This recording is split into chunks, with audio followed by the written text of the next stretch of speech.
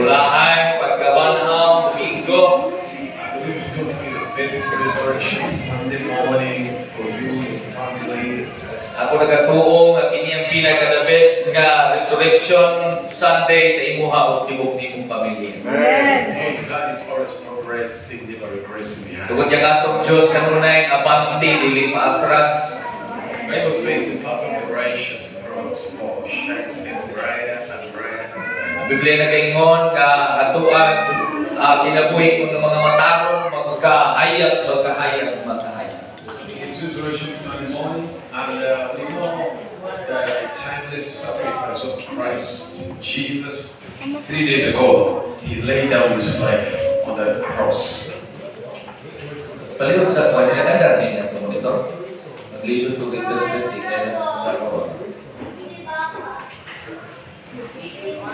Amen. We know on this glorious day, Jesus did just die for our sins 3 days ago. Hallelujah. Bayaran sa Ginoo ang ato mga sala ni Ginoong Jesucristo ato nang hinumduman at tulo ka adlaw nga nilabay na. But He has triumphed over death and sin in His resurrection. Palusab kining adlaw mo ni ang atuan nga pagselebrar na ipamatud-an niya nga siya nabanhaw gyud. You see the tomb is empty, so that's Diba? Sama niya lang kong picture, makita nato, kawanay sulod ang lugnanan. the stone is rolled away, not for Jesus to come out. No, it's for people to look inside. The stone is rolled away. Ang mga bato, iligid, malayo. Not for Jesus to come out. Dili aron sulod si Jesus. Resurrection life can transcend stone. It can transcend concrete. Ang pagkabanhaw mo tulak na. So the stone is rolled for people to look inside. Ang bato, iligid, aron ang mga tao makakita diyan sa sulod. So the empty tomb is for His resurrection, and the empty tomb is our blessed assurance. Kanang mo abli o wa na sulod nga lugnanan, mo kana atuan kasiguruhan. That we are forever forgiven and justified. Nga kita gipasaylo na ni Ginoong Hesus. We are fully justified. That means there is no charge against you anymore. Kita iya na giluan o na wala na gyoy makakuha na to. The resurrection of Christ is the most powerful force in the whole earth. Ang pagkabanhaw ni Ginoong Jesucristo mao na ang pinagagamhanang force din sa kalibutan. Once upon a time, death was the most powerful force in the earth. Niadto ang kamatayon mao na ang pinaka kusog nga force din sa kalibutan. Ever since Adam sinned, death has come marching on every single human being. Masunda nila walugog jeans walugog. Ever since Adam sinned, Niadto si Adan nakasala. death came Ang kamatayon ni abot marching on every single human being. ug gana nagapadulong sa matag. But for once, Apan usa kay gayon, a man came marching over death. ang usa ka tawo ning adto aron bilyon na kamatayon. He entered into death on the cross. Siya nagpakamatay diya sa cross. And instead of death swallowing up life, life has swallowed up death. Glory to God. Praise God. Kasabot man. Just kasabot wala. Okay, hinay-hinay lang. For once, a man came marching over death. So, sa kay gayon, sa katao, may abot aron nga iyahang bilbigon ang kamatayon. He went into death. Iadto siya aron magpakamatay. And instead of death swallowing up life, life has swallowed up death. Imbes nga kamatayon, maway mulamoy sa kinabuhi, hinuon ang kinabuhi, mo iming abot o gipili ang kamatayon. He rose from the dead. Napanhaw siya gikan sa mga patay. And he didn't rise alone. He's not risen alone. O wala siya namanhaw nga nag-inusar lamang. We are risen with Christ. Kita mabanhaw uban kaniya. That's what the Bible says. 1 Corinthians, brother, 1 Kung ang Biblia gingon sa unang Korinto, verse 15. No, Yes. chapter 15, verse 3. kapitulo 15, versikulo, Paul says, "For I delivered unto you first of all the most important thing." This is the summary of the whole Bible. mao ni ang gipamubo nga sulat diya sa Biblia. The most important thing I delivered unto you. Ang pinaka-importante butang kayahang paibaw na ni kanato. That Christ died for our sins according to the scriptures. Na si Ginoong Jesus, ang iyahang kamatayon nagbayad sa atong mga sala sumala sa walang kasulatan. Next. And he was buried, and then he rose again on the third day according to the scriptures. Siya ginubong apan mansulo kaadlaw siya tabanhaw pag-usab sumala sa balaang kasulatan.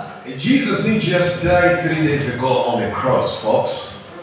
Atong Ginoong Jesus wala siya namatay sulo kaadlaw. He's risen from the dead. Why the resurrection? Why is he risen? Apan nabanhaw siya. Nganong naamay paggabanhaw? You know why Jesus is risen today? 2,000 years ago today, he's risen.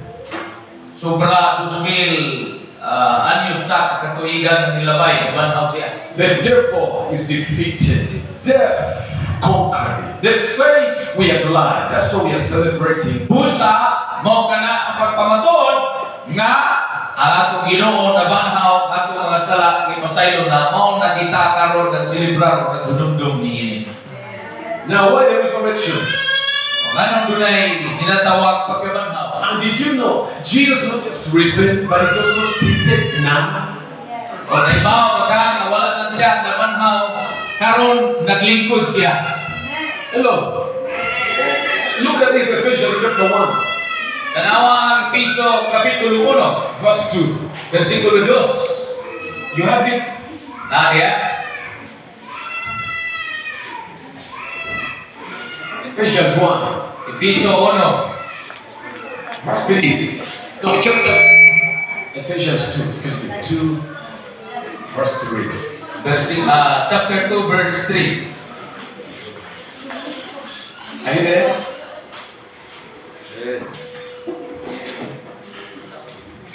Ephesians 2, give me verse 4.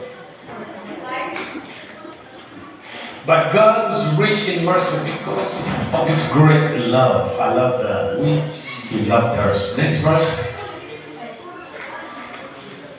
Even when we are dead in trespass, made us alive together. You see, God has quickened us all, raised us together with, not alone, together with you. Di ba? Inyo nakita din ha?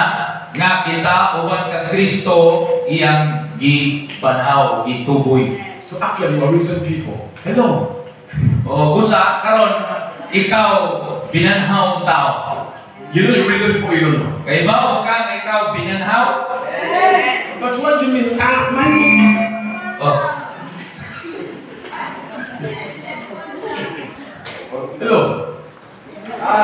You are a resurrected spirit ikaw binanhaw espiritu in an resurrected body.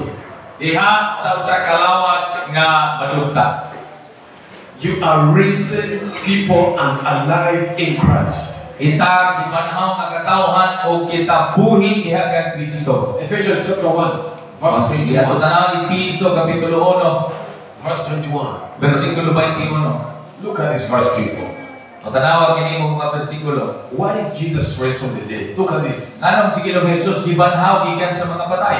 when God raised Jesus, He raised Him far above, not just above, far above principality, power, might, dominion, every name. If your sickness has a name, Jesus is risen far above every name. Name not only this world, but in that which is to come. Next verse. See, look at me. Why did God raise Jesus from the dead? He was thinking about you. Ngayon si Ginoong Jesus gibanhawan samahan ikas mga patay. Una tungod kay ikaw ang iyang giunahuna.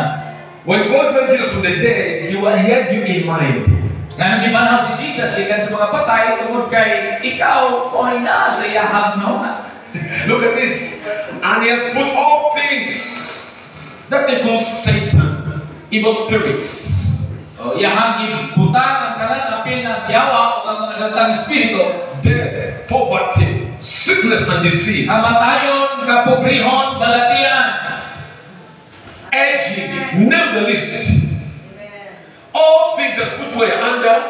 Ang katungtanan gibutan sa Diyos ilalom sa and give Him to be the head over all. You know what is all? All means all. Jesus is the head. Now look at me. If Jesus is the head, who are you? The body. Diba? kung si Ginoong Jesus mapulog sa mangka. If Jesus is the head, you are the body. Si Jesus ang ulo, kita ang lawas.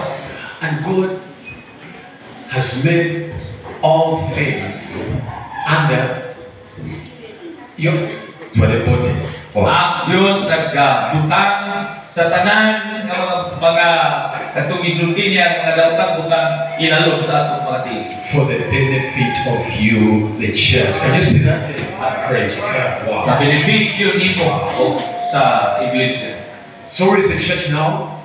The church is far above mindfulness. So asa ang iglesia karon? Ang iglesia lampas.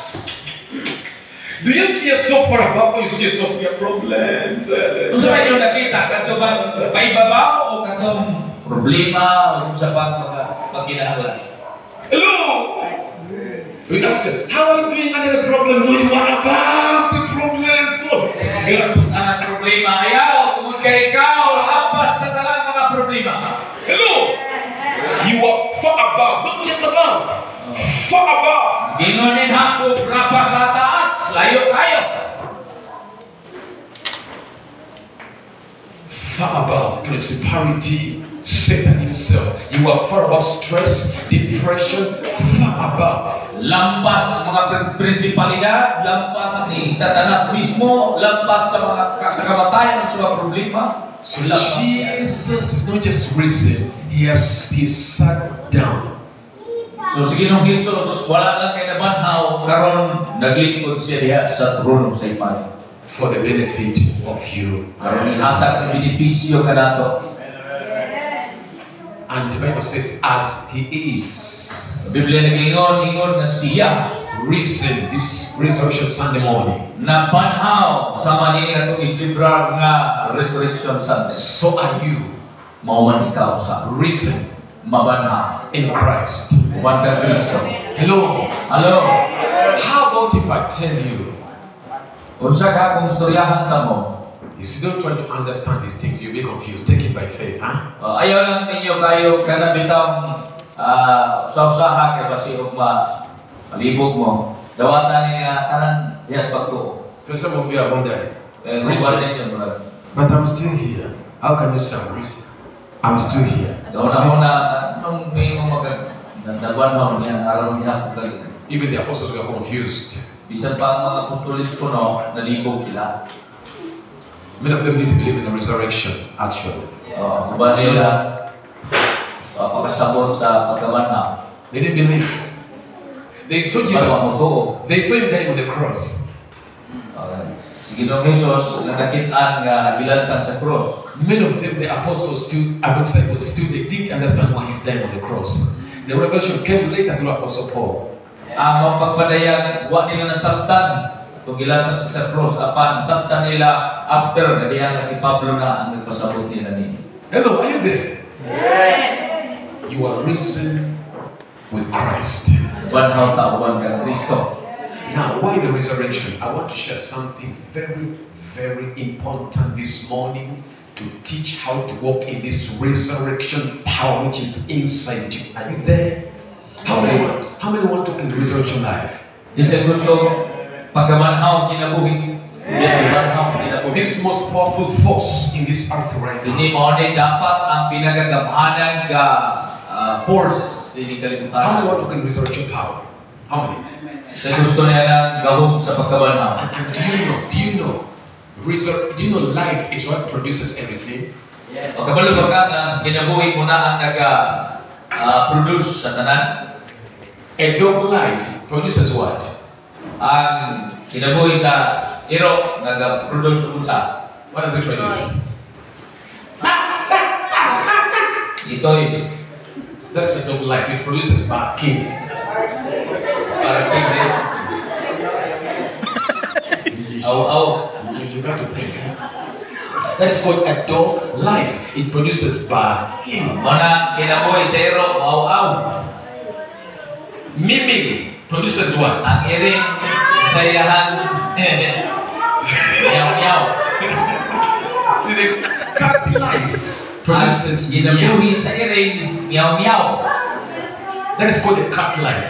Mao na kinabuhi mailhan imong iring. Hello. A cow life Ang kwan, ang baka. produces what?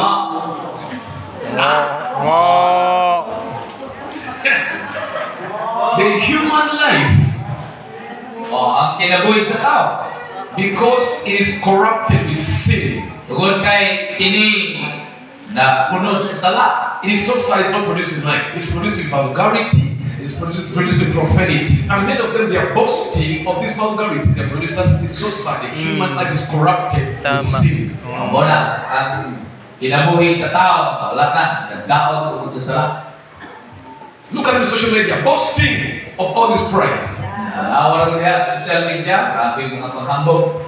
and profanities and all vulgarity. That's the human life. Wala pang pagburot o With sin. pagka hambog sa tao. But then there's a God life. Apan tanaw na to ay kinabuhi Diyos no din. A resurrection life. Kining kinabuhi sa pagkabanhaw. It has always been there. Actually, from the day when God made it, that life of God has always been there. Sugod na itong mong adlaw, ihatag sa Ginoo nato ning kinabuhi na na diha. Adam would have partaken of that life O dapat kita mahimong partikular na kinabuhi. because know that life is Christ Himself. O ka na si Kristo mismo na. He says, I am the way, the truth, and Siya the mismo nagingon akong dalan na kamaturan o kinabuhi. I am come that they may have. Ako bingabot aron ka mo magabaton. So the God life. That's the Sa life. kinabuhi. Mao na ang kinabuhi. God wants to infuse a resurrection life Mao na ni gusto nga imong masabtan ni kanang kinabuhing gibanhaw. into you today. Moabot diha nimo karon. But very quickly, why is Jesus risen from the dead? Romans Sa atong sakto ni paspasan na to ano si Ginoong Kristo na banhaw gikan sa mga. Don't miss this. Don't miss this. Please. Ayaw ninyo ni og imis, ayaw ninyo ni og baliwala. This is worth a weight of gold. Mao gini labaw pa sa kulawan. Look at this, Romans. Roma. Look at why is Quattro. Jesus risen? Why? Look at this. But also for us, it shall be imputed who believe in Him who raised up Jesus from the next verse. Next. Why is Jesus risen today? Look at this. Who was delivered up. So why did Jesus die on the cross? Why was He delivered up? He was delivered up for our sins or offenses.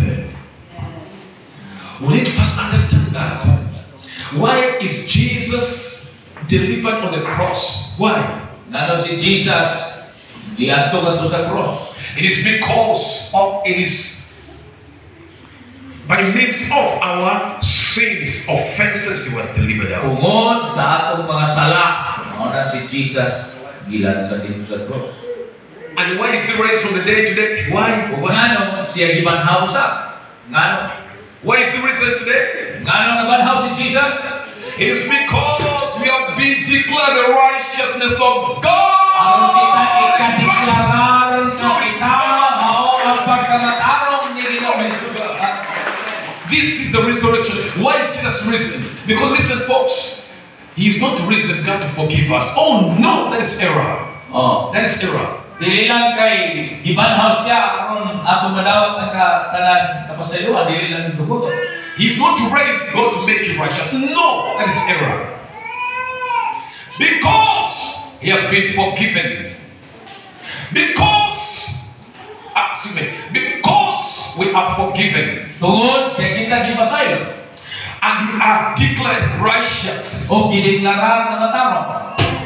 God is so satisfied Ang Diyos ni kontento ka at ayo and so pleased o nalipay kayo. that he has raised it from the dead this morning. Glory to God. Ngay ang gibanhaw gikan sa namatay. This is the gospel. Mao ni ang ebanghelyo. Why is he risen? Because all our sins, my friends, your sins and mine have been forever forgiven. And Ngano siya gibanhaw tungod kay imong sala ug akong sala gipasaylo na. keep that verse somewhere. And you're being declared the righteousness of God. Kita gideklarar sa pagkamatarong ni Ginoong Hesus. Are you listening, people? Minaw mo mga katawhan. 1 Corinthians 15, Unang Korinto 15, Unang Korinto 15, verse 17. versikulo 17. 2 verses, all three, then I'll close. I'm done. Tulo ka versikulo mahumanata. I'm going to prepare you. We are living in resurrection days. Gusto na ko may preparar mo tungod kay naa na ta sa mga adlaw ni ginatawag pagkabanhaw. Sickness is death begun. Ang sakit ng balatian na nagsugod, Not all sickness leads to kamatayon diha nagsugod. Not all sickness leads to death. No. Thank God for doctors and medical science. Ang mga doktor o medical science, Because they have helped us offset sicknesses and diseases. nagtuon ko na sila aron ang mga sakit balatian matabalan. But that's where his life may God was a resurrection life. Para atong Ginoong Jesucristo, nagdala siya o kinabuhi na pagkabanhaw. Because when resurrection life flows, that part of your body becomes alive again. So kanang ato ang kinabuhi karon, parte sa ato ang kinabuhi sa espiritu doon na ginatawag resurrection life. Now look at this. If Christ is not risen, your faith is. Nanawa dinhi kung si Kristo wala pa nabanhaw ang ato kanang pagtuo, Your faith is in vain or futile. walay sili o walay pulos. You are still in your sins. Naara gihapon ta sa sala. Look how Paul saw the resurrection of Jesus, people. Tanawa ra gud kung unsa ka gahanan dining pagkabanhaw. Next verse. Watch this now. Then also those who have fallen asleep in Christ, that means they have passed on, Ikatong mga nahikatulog diha kay Kristo, have perished now. nangawala. Next. Next verse. If in this life only we have hope in Christ, Kung nini kinabuhian natay paglaom diha kay Kristo, we are of all men the most pitiable. kita sa tanang mga tao ang pinaka sana diabol. Naloloy. Next. But now, Christ is risen from the dead. Apan karon si Kristo nabanhaw na gikan sa mga patay. That means your faith Huwag pasabot ang atong pagtuo, is not in vain. dili na walay pulos. Mapuslan na. Your faith is alive. Atong pagtuo buhi na. Your faith is energized Ato ang pagtuo busga na. because it's risen. Tungod kay nagbanhaw. Sige, Ginoong Hesus. Now your faith Now, natay pagtuo karon. is alive. Buhi na pagtuo. And why is it risen? Ngano siya nabanhaw? Write this down. Those are the Isulat na ko ninyo. Isulat. Those are making noise. Kung naging ka na notebook, The resurrection is the divine receipt. ang pagkabanhaw mo na siya ang langit nung resibo. When you go to a mall, Gaisanos SM, Umato ka sa mga mall and buy a laptop, o magpalit ka ng laptop, what do they give you after paying? What do they give you? umani mo bayan sa ihatag. Receipt. Huh? Receipt. Resibo. They give you a receiver. Resibo. Now, is the receiver the payment? Ang resibo ba bayan? What is the receiver? Kung saan ang resibo? Very good. Very good. Very good. The receiver is the proof or the evidence there's been a payment. Ang resibo, mao na ang pagpamatuod o ebidensya na humana di bayaran. So if I meet you, So kung magtagbo ka, or the secretary asks you, Mom, yamayong ko, ma'am, let me show you receipt. makita ang resibo. Allah, Allah, I misplaced it. wala na ako. Allah. Many of us have lost our receipts. Naghanap to ba? Murag nawala ang resibo. We don't know where our receipts are. Nakalimot na taas sa kanto na butang. Are you guys there? Nakuha ba ninyo? The cross is the buyer, the payment. Cross mo na ang bayan. Resurrection is the divine Ang receipt. pagkabanhaw, mao ang resibo. Some of you don't know the reason where your receipts are. Ako ba ninyo nakalimot o asan ang resibo? If I ask what's the proof all your sins are forgiven, Mao na ang pagpamatuod o ebidensya na atong mga sala ipasaylo na. that you are justified and made righteous. Kita gihinluan o gihimong matago. Show me that.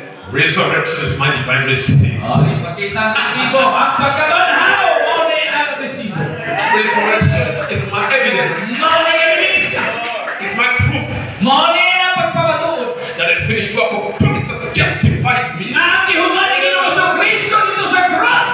Mao ang nagbayad sa aking kasalanan. Make me accepted before O God. gihimo ko niya ang dawat dito sa Amahan.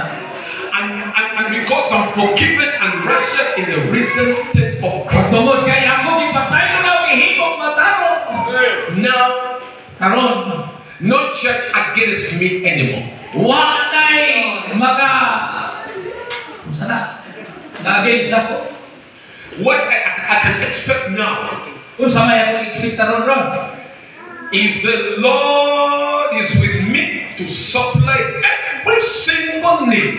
Di ba ang Diyos humanator ni supply ang matang pagkinahanglan? Amen. So if you're going through a trial, a challenge, a problem, whatever problems you uncertainties, the increasing dangerous times we live in, take heart.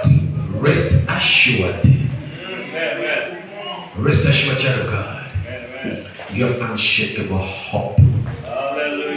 Kung ikaw ni agi nato mo grabe nga mga pagsulay, problema o mga pagkinahanglan, inumdumi nga naatay di mauyog na paglaom. Based on the finished work of Jesus. Kana mao ang gihuman ni Ginoong Kristo. Expect His love to cast out every fear in your heart. Ang iyang gugma mao na ang magawaktan sa tanang kahadlok diha sa inyong kasing-kasing. Expect nothing but good things are coming your way. Expect ang mga maayong butang na muabot sa imong ginabuhi. Now that you are forgiven and made righteous in the risen Karon state ikaw of di Christ, pasaylo gihimo ng matarong ni Ginoong Hesus. your best days are not behind you. Wala na. Maayong kinabuhi o the best na kinabuhi wala sa imong likod. Your best days are ahead of you. Your Ang family. imong maayong kinabuhi nasa imong atubangan. Amen. Amen. Amen. Are you there? Amen. Kemudian, So why is Jesus risen? He's risen first. All your sins are forever forgiven. so ano si Jesus nabanhaw aron ng ato mga sala pasaylo na. And you are declared righteous. Forever na ipasaylo, dideklarar kitang mata. Let me use another illustration. Gusto na akong taga at ilustrasyon. Let's say you live in a foreign country. Let's say you go to US. Ngali, ato isulti nga nagpuyo ka sa lain nasod, ngali dito sa Amerika. In America, Sa Amerika, you break a very important rule. dito sa Amerika, for example, na labag nimo ang usa sa pinaka-importante nilang balaod, The rule of the land. ang balaod sa ilang yuta. You plead to the king. Nya nagkuan ka, naghamiyong ka kadto sa hari. Have mercy on me, king. Kaloy niko mahal nga hari. The king tells you, Ang hari mingon nimo, I cannot bend on the rule. mingon ang hari dili pwede nga ako ang pag-ion ang balaod. A rule is a rule. Ang balaod, balaod. But Pero if you have a substitute willing to take your punishment, 3 months in jail, so kung ikaw nakasaya, kaya willing ka na imudawaton ang desisyon sa imong kada punishment, mapriso ka, I can allow it. I can allow it. kung naay ikapuli nimo ako, sugta tugutan na lahi priso. So by God's grace, So pinaagi sa grasya, you get a willing substitute. naay kanang willing nga muhuli. He goes to jail. Siya mo niyang kapriso. Days, weeks, months, you can't see. Adlaw, simana, bulan, naa siya dito sa prisuhan. After 3 months, Mas tulo ka bulan, how do you know your crime has been punished? diyon sa nimo pagkaibaw nga nabayaran na itong iyahang himong krimen. How do you know? Diyon sa nimo pagkaibaw. You can have rest regarding your crime. How can you have rest regarding your crime? Kung saan nimo pagkapahulay, mahitungod sa imong nahimo ka sa laod o krimen. When you see your substitute walking on the streets, Kung makita nimo kaugalingon si lakaw-lakaw diya sa dalanan, you see him out of prison, makita nimo na siya nagagawas sa prisuhan, you know the sentence has been fully served. amot pa ang pagkumatod ng imong sentensya o mana, nabayaran na. You now, from now on, you don't have to be afraid of the king Sugad karon, di na ka mahadlok or his guards, o sa silot, sa hari o sa iyahang mga because you have been fully justified. tungod kay ikaw kumplito na nga pagkawalay sala. No one will talk about your only crime Wala mag-isgot sa imong daang sala. because it's been punished, Tungod kay man, but not in you, ipanisan naman tong tao nga ning salo. Pero dili ikaw. in your divine substitute. Doon ay natawag ning ako sa imong mga sala. God sent Jesus Mao to si Jesus. Ipadala sa mga because of the crimes, tungod sa atong mga salaod. your sins and mine. Ako o imong sala. And Jesus Si Jesus went on that cross. ning adto dito sa cross. Hallelujah. God who sees everything. Ang Amahan na nagkakita, ang Diyos na nagkakita sa tanan. He saw your sins and mine from the day you were born to the day you got to be Jesus. Nakita niya ang imong sala o akong sala, suklan pa sa imong pagkatao, hangtod nga sa Ginoong Jesus. And put them on Jesus. Nigdawat ni tungkol kay gihatag kini, ibutang kini sa Amahan kaniya. On that cross. Pinaagi dito sa cross. And Jesus So si Jesus, was fully punished gisilutan kayo for every single one of the sins. sa matag sala nato. And because you are fully justified, Tungkol kay kita, fully naman nagi pagkawalay sala. God has raised him from the Di dead. panahon na siya sa Diyos. And now, right now, you don't have to be afraid of God anymore. So karon, dili na kinahanglan mahadlok pa ka. Expect him to judge your sins again Mahadlok ka sa Ginoo nga mao silot sa atoa or condemn you. or iyahat ng hukman. It's all done in your substitute. Sugod kay humana gibayaran ni Jesus.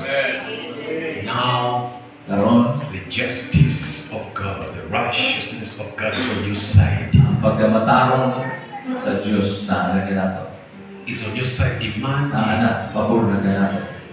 demanding you are forgiven, you are made righteous, you are healed, demanding you are protected, demanding you are blessed, demanding you are favored, demanding goodness and mercy following you. This is the gospel. O niya ang paghiling. This is the resurrection. O niya ang pagkaban. Let me close with this. I request 3 people to come here. Someone who's very big, and someone who's gamay, and someone who's not someone who's so gamay and big to come here. 3 people. Volunteer. Volunteer daw tulong ka tao, isa ang pinakadako, ang isa medium, ang isa small. Large, medium, small.